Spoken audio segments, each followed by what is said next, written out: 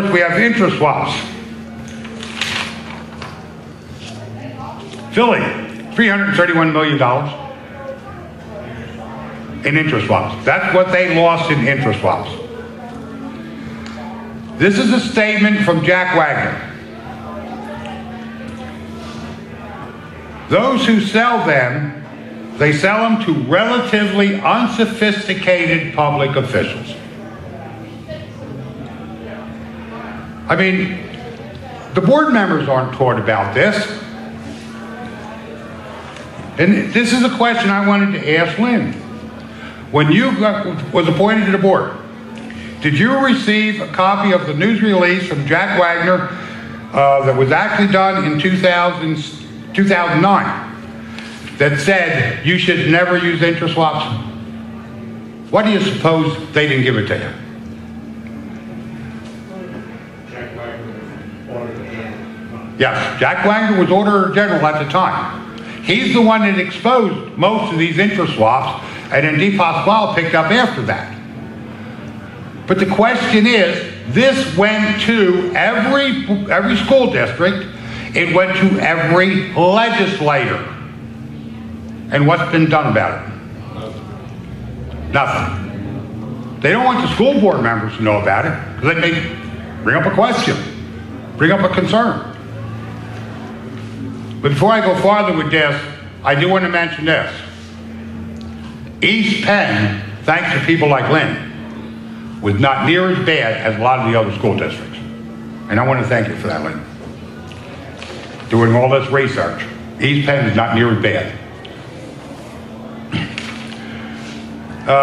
These letters were sent out to all the legislators in all the schools. Terminate using the swaps now. And that was in 2009.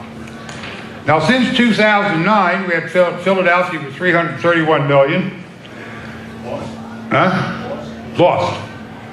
Yep. We had, oh, that's the wrong one. Where's it at? I just had it here. $110 million by Bethlehem. I'm sorry, $10 million. $10 million by Bethlehem. Again, who should be responsible for this? Not us.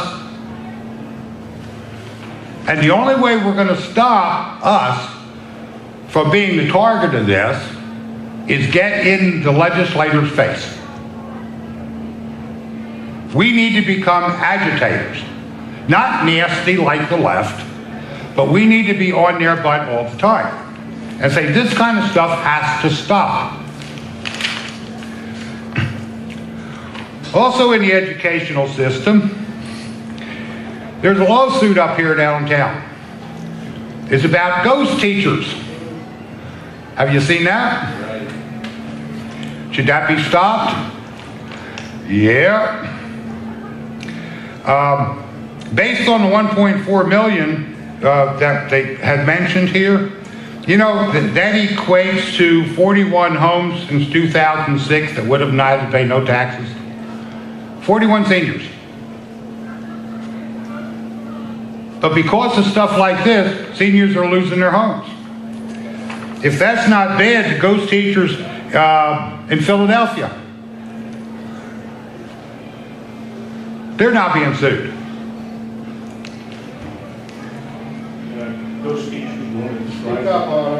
Those teachers, you want to describe what it is? Okay, a ghost teacher is a teacher that is being paid by the school district but never spends a minute in the classroom. They work and do only union work. They're actually working for the union but paid by us through our school taxes. And you're going to teach. That is a con. Now, as an example, because of this in Philadelphia, their average property tax down here is $2,071. What that means is because of these ghost teachers, they could eliminate taxes for 821 seniors. That's what it equates to. In Pittsburgh, the same thing is happening. They could have eliminated taxes for 497 seniors. But it's more important to these organizations that they steal our money and put the seniors out in the street. Is this ugly? You better believe it. Wagner found, and this is an older article, found that of the 500 school districts in Pennsylvania, 107 of them entered interest swaps, and also 86 local governments. And this was back in 2009, that $14.9 billion was actually stolen from the taxpayers in 2009. Yeah, statewide. It actually equates to $2 billion a year. This went into effect in 2003. Prior to 2003, they couldn't do this. So from 2003 through 2015, it cost us about $26 billion. How do you fix this? It's simple. Repeal the act. That's all that has to be done. It's not complicated. Why is that not being done? I'm going to touch on that a little bit, because you just have to follow the money. Leadership in both parties, Democrat, Republican, as far as I'm concerned, they're criminals. Leadership is what needs to be removed. I had a conversation with Kerry Benninghoff, and I was talking about some of these issues we're talking about. And I said to Kerry, I said, when a new representative comes into office, I said, why don't you give him all these reports? He says, well, they never get them. I said, why? I said, you're the leader, you're one of the leaders. Don't you think they should know about the interest swaps? Don't you think they should know about the report that Wagner did on the pension funds? They're coming in there, not giving the factual information, and sitting down with leadership, and the leadership is telling them to do what they want.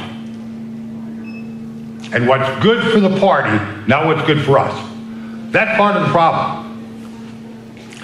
A little while back, what was that campaign we had about turning over the legislators? Clean sweep. Clean sweep. Did that help us? Not really.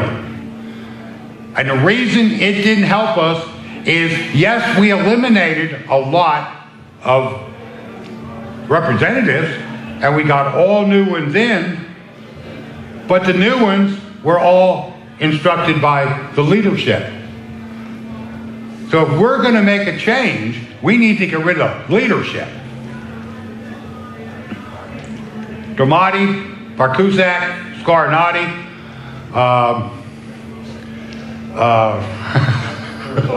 Torzai. I'm going to touch on a little bit why that doesn't happen.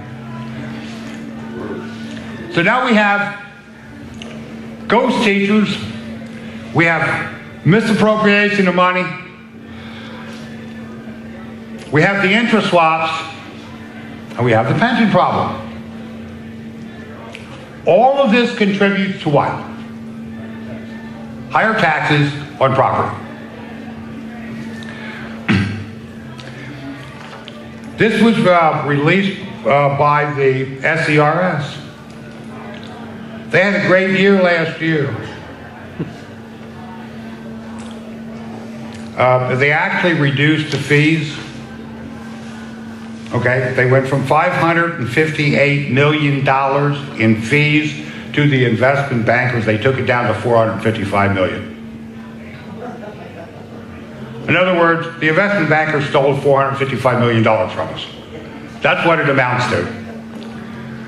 Okay? Now they're bragging about this. This is one of their releases. The other release they just did, and this is the SERS, they made 3.04% last year. They also stated in the last 5 years, they made 9.73. What's 9.73? 9.73%. Yeah, interest on return in the last 10 years. Well, when they wrote that, I'd like to ask them a question. If we go back from 2015 to 2006, in 2006, they had $32 billion in their account. I just did a research, the last that they advertised was September.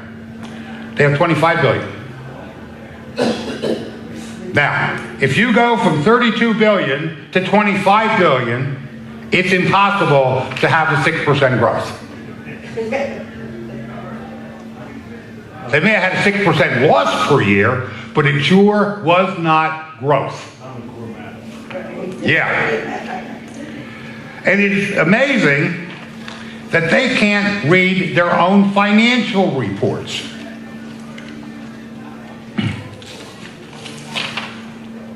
This is the SERS as of December 31st, 2014. Now they made a profit. They said, value of the account, $27.1 billion. As of September 30th, 2015, $25.9 billion. That is less money. I don't care how they calculate it. That's less money. And the president of this organization said, well, guess who has to make up the difference? You. Why? If they're incompetent in their job, then they should be held responsible. And I'm going to get into some bills. Some of the good news is there is bills out there to help fix this. And we need to get some of these pushed through. I want to mention this about the PSERS. 2012 to 2013, they had 26% of their investments in high risk. Now, of course, they're saying their high risk investments are so good. They actually, from 2012 to 2013, lost 1.8% on the investments. What did the market do during that period of time? Rose like mad.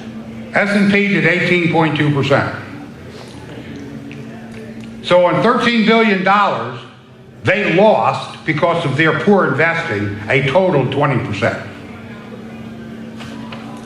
From 2012 to 2013, and this comes right out of their financial reports, they made 4.4%. The S&P was up 21.8%. So in essence, they lost 17%. So the lost revenue was $2.6 billion that year.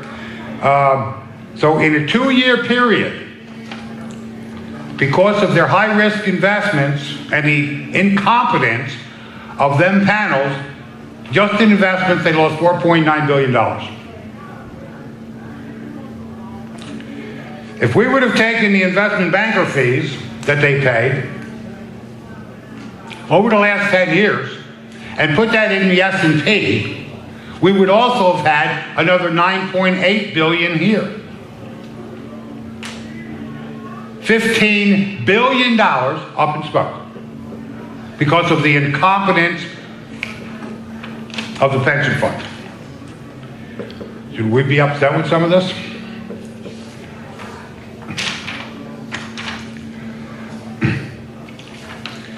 And I have to laugh at this also because I just received this March 14th from Absolute Capital.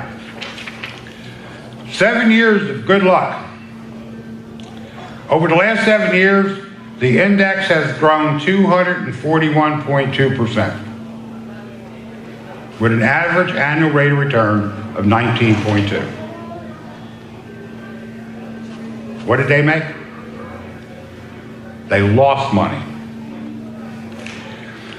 This is one of the reasons that I need to give credit to two legislators, Tom Cotton Briown and John McGinnis.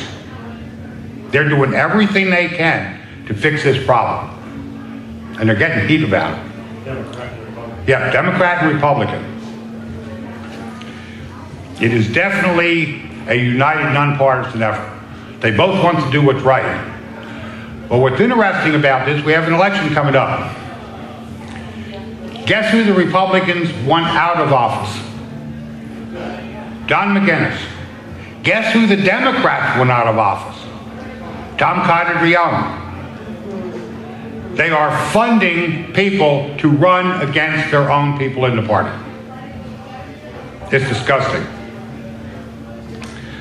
I also put together 6 steps to fix the pension crisis.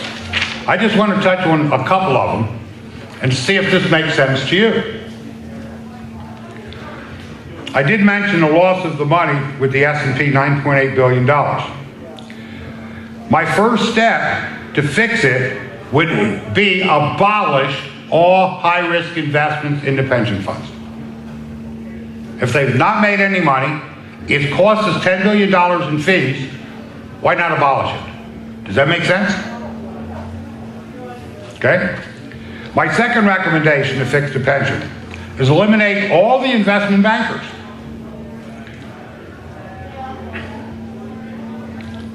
But because of the subpar rate of returns and the cost and what we had lost in the pensions that they want us to replace, all fees since 2001 should be returned from the investment bankers back to the pension funds and put in the plans. If an individual is handling a trust and does not make the rate of return that the market does, that trustee can be sued. And that's why people in the business must carry errors and emission insurance. They all carry errors and emissions insurance. So why not use it? They may make some people mad in Harrisburg. You know, the investment bankers with the friends in Harrisburg, they don't work so well. Now, step 3. The SCRS and the PSCRS actually has 13 offices in the state of Pennsylvania. They totally handle, well, I had put 70 billion here, it's probably down to 60 now. About $60 billion. In comparison, Vanguard handles $3 trillion and has 3 offices in the United States.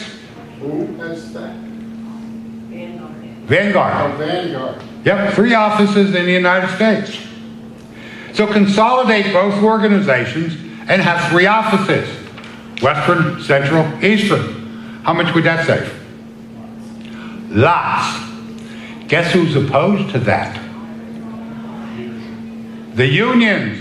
Because the people that work in these organizations are union members. So how much money would they lose? Mega dollars.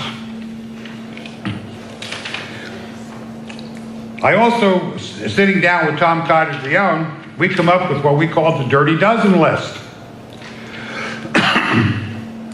Couple of them. All investments must follow the prudent investment standard. All investments must be regulated and approved by the Security Exchange Commission and the Federal Investment Regulatory Agency. If they're not registered securities, they can't be used. Does that make sense? Second request, 2 members of the PSEA and the SCRS, 2 on each, must be licensed and registered with the Security Exchange Commission and do all the compliance that people like I have to do every single year. On the boards, they have not one person licensed in the investment field. They don't have one person who has background in the investment field. And that's why we're losing money. The third item, any member that sits on any of the boards may not receive any campaign contributions from anybody that does any business with the boards. And that includes the families. They can have no personal ties. What do you think about eliminating that money going there? Think that would help? I'm going to touch on a bill that does that, eliminates it. All advisors on the board must also carry errors and omission insurance. Reason, if they make a mistake, the money would be replaced. All governors and appointees to the board, because he can point one to two, each one of them, must have investment expertise and be licensed. They do not want to go along with any of these. There is a bill that was proposed by John McGinnis to do and fix these 12 issues. Actually, what happened is Tom and I went through, we read all the reports. We wrote this, we got this to John McGinnis. John McGinnis got involved. So John and Tom wrote the bill, but because we have a Republican-controlled House and Senate, John was the main sponsor. Tom is the co-sponsor. Guess what leadership wants to do with this? They don't want this to come out. I'm going to touch a little bit on why. Also, House Bill 845. It was titled, "My Code of Conduct will amend the Pennsylvania Public Officials and Employee Ethics Act to eliminate conflicts of interest, eliminate the revolving door between service on public pension boards and private sector firms." Cadre-Brion proposed this one to eliminate the campaign contributions. Guess what Democrat leaderships did with this? Pushed it into the corner. It's in committee. They don't want it to come out. Now this could be part of the reason why. I included Rob McCord in this because he was, what position he had.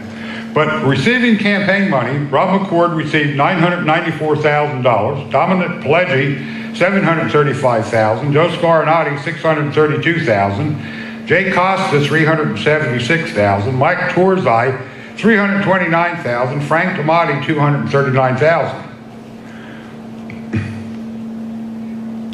You think they're going to want the interest swaps stopped? Do you think they're going to want the dealings with the investment bankers stopped? The answer is no.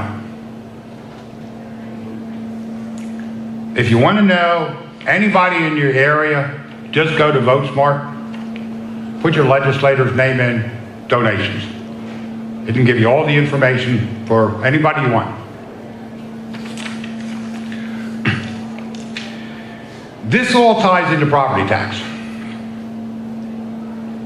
This is all the bad things that's happening outside that's driving up the cost. Legislators in Harrisburg do not want 76 to pass. In fact, any of you here the name Kim Ward that was for the bill before she was against the bill? How about Fontana?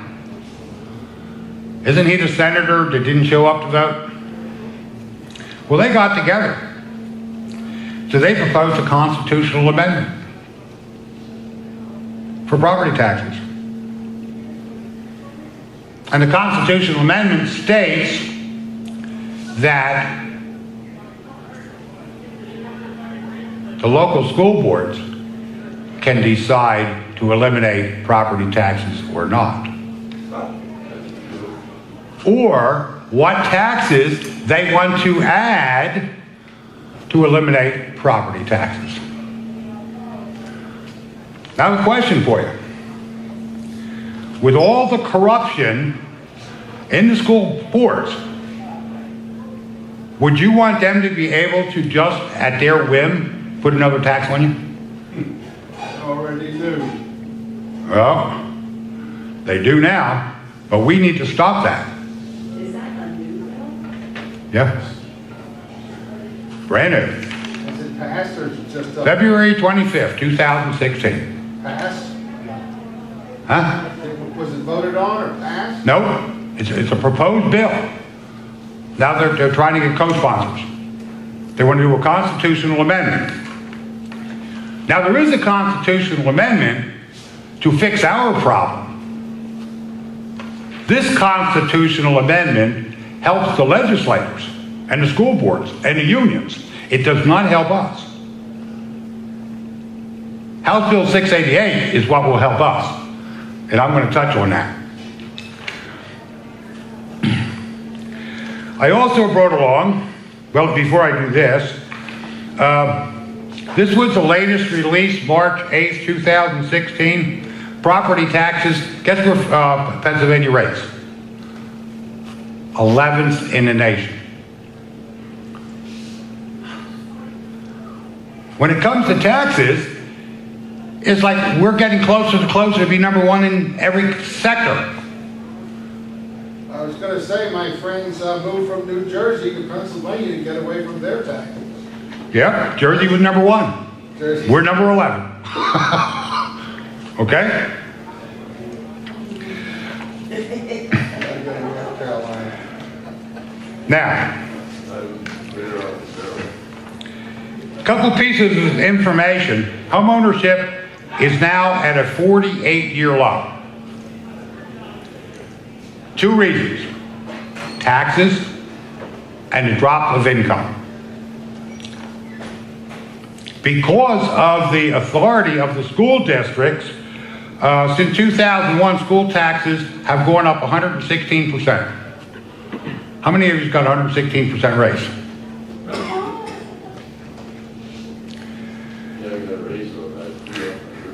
Yep. School taxes are the most discriminatory tax we have in Pennsylvania because it targets the low income.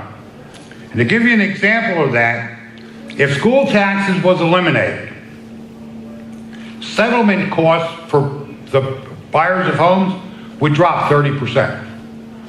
Because 30% of that cost is property taxes. The payment would drop 30%. So it would make it much easier to qualify for loans. And that would drive up our property value. It would also allow people who have some money to buy a bigger house if they chose to. Right. Right. For every $100 worth of property taxes, it steals $20,000 worth of equity away from the buyer. Okay? Now, the average rent nationally is $808. With an $808 payment, with a current interest rate on a mortgage of 4%, that means the people that are renting could buy a $165,000 house. But they don't qualify under the regulations because they don't have the down payment. And we have to add the property and local taxes into your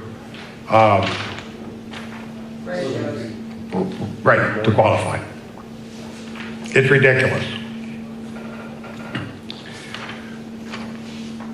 I don't know if you've thought about this, school tax impact. Right now in the state of Pennsylvania, according to the U.S. Census Bureau, there's 3,462,512 owner-occupied homes in the state. Rental units, and this is according to the 2013 Census Bureau, 1,495,915 rental properties. So that means 4,958,427 people are paying school taxes. All the property owners paying taxes. Okay? If 76 passes, the number of tax returns filed in the state of Pennsylvania in 2012 was 6,074,591. So in that essence, we have 20% more people paying property tax. Residents over age 18, according to the U.S. Census Bureau report, and I used 18 because many of them are out of school on their own and they should be spending money. Okay? So we have 10,089,107 people over the age of 18 that would be paying a sales tax.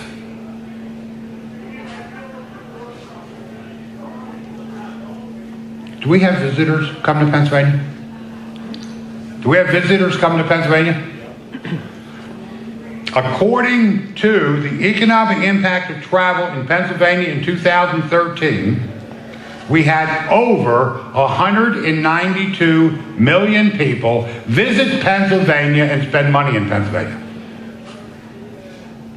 So if we look at it that way, we would have 208,164,298 people paying for our taxes instead of 4.9 million. Now, which one makes more sense?